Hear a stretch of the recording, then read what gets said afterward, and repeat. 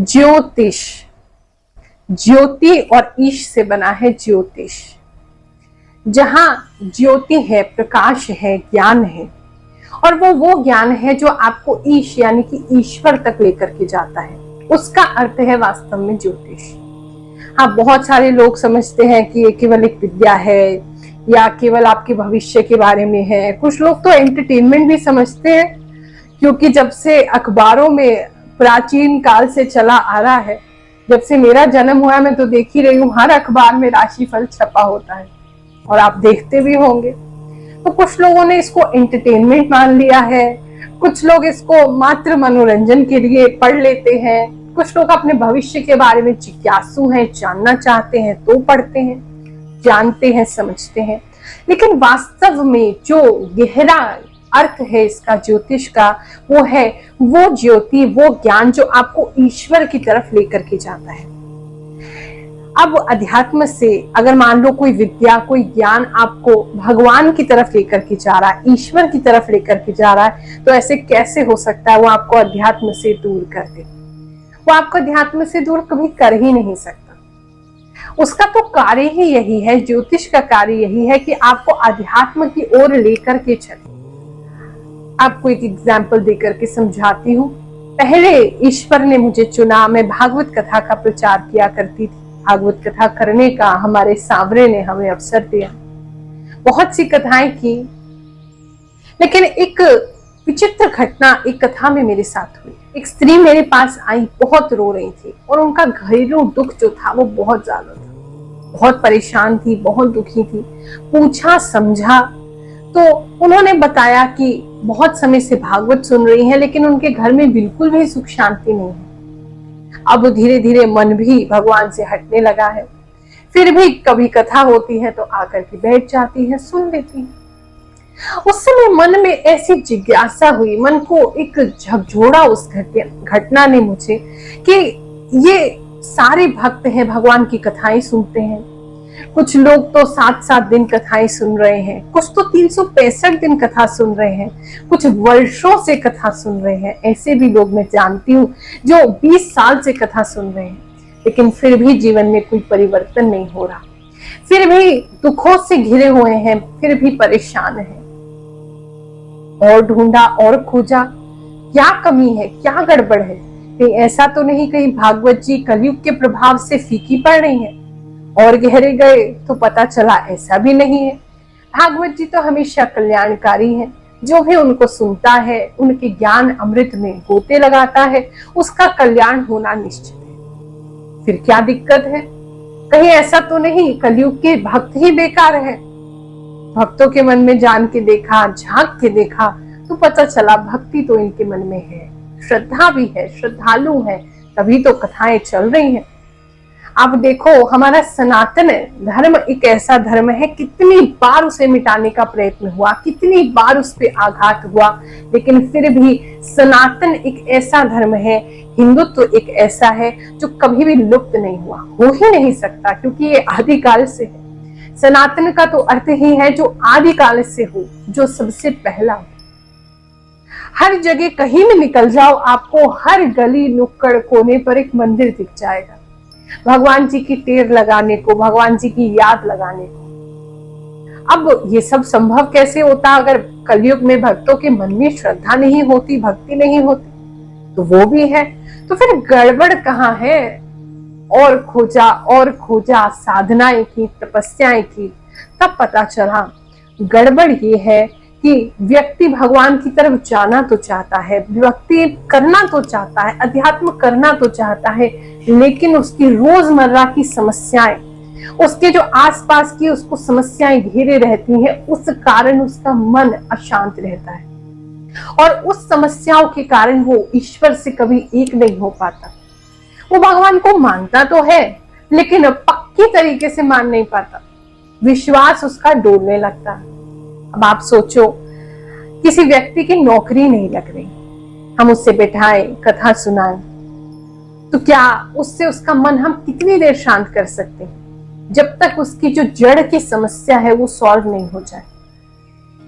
इसी कारण उसका मन बार बार भगवान पे डोल जाता है, फिर होता है, फिर छूट जाता है। अब अगर ज्योतिष के माध्यम से, क्योंकि एक ऐसी विद्या है, इस माध्यम से अगर आपके डेली लाइफ में जो प्रॉब्लम्स आ रहे हैं हम उसको जान सकें, हम उसको सुधार सकें, क्योंकि ज्योतिष यानी कि जो ग्रह है ये आपको क्या बताते हैं कि आपका आने वाला समय ऐसे आने वाला है। इसके लिए सतर्क हो जाओ, पहले से उपाय करना शुरू कर दो, क्योंकि ये कर्म फल है। जो आपने पूर्व में कर्म किए उसी के फल तो वो आपको देने आ रहे हैं। तो एक ज्योतिषाचार्य, एक एस्ट्रोलॉजर आपको यही बताता है आने वाला समय इस दशा का है, इस ग्रह का है। आप सतर्क हो जाइए, ऐसे शुभ कार्य बढ़ा लीजिए।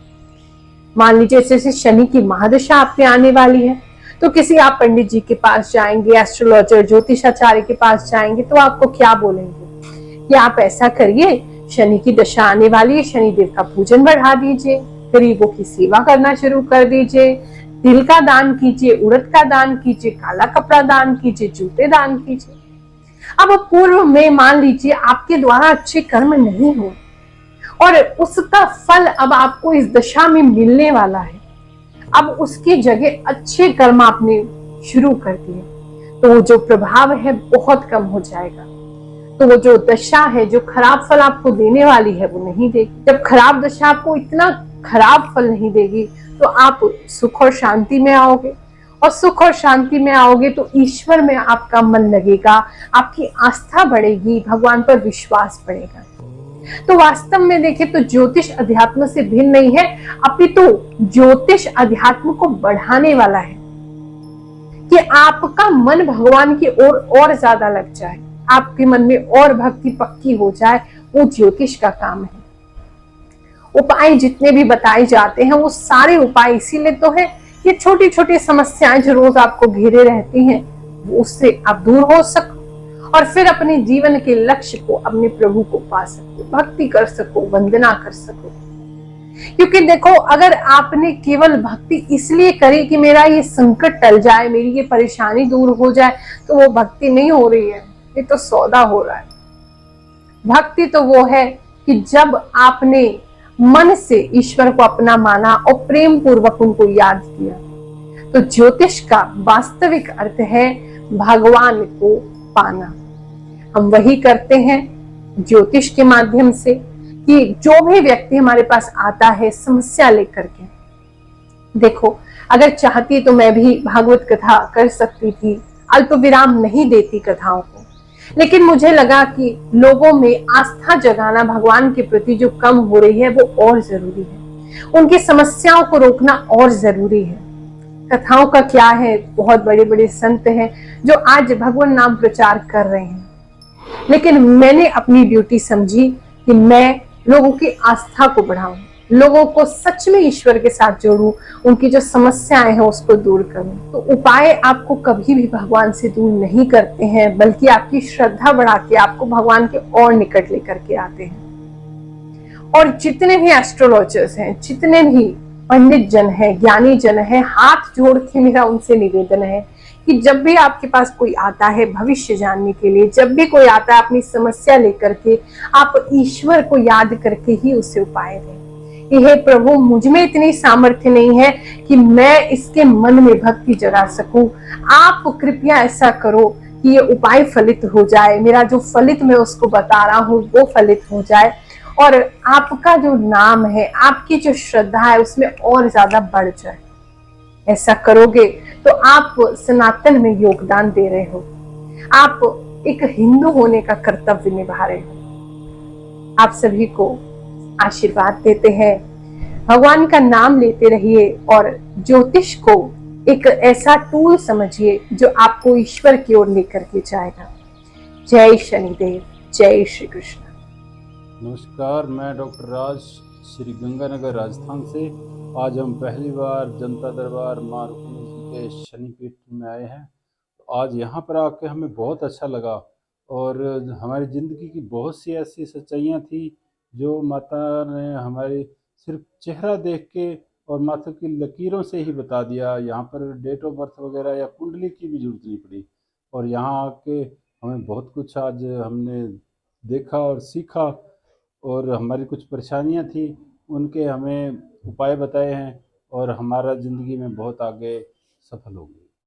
नमस्कार, मेरा नाम शाइनी है। मैं रहने वाली लोनी 2 नंबर बॉर्डर की हूँ। और गुरु माँ रुक्मणी जी, मैंने उनके बारे में बहुत सुना था। उनके बारे में जितना बोले उतना कम है। मैं जब आई थी, मेरी एक फ्रेंड है, काफ़ी अच्छी हैं, उनके थ्रू मैं यहाँ आई हूँ। उनकी वजह से मुझे गुरु माँ के बारे में पता चला और मैं आई हूँ। मैंने उन्हें देखा, मैंने उनसे बात की, उनका आशीर्वाद लिया।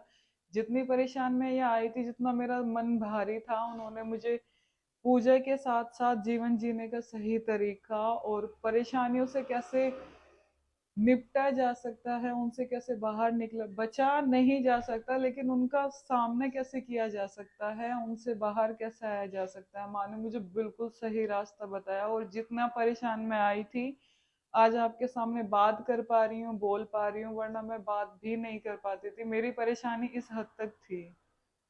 सो मैं आपसे भी यही कहूंगी, आप आइए, आशीर्वाद लीजिए, माँ के दर्शन कीजिए। जो आप चाहते हैं ना, अगर आपने संकल्प लिया है तो आप जरूर जरूर खुश होकर जाएंगे। जय शनिदेव, जय माँ रुक्मिणी।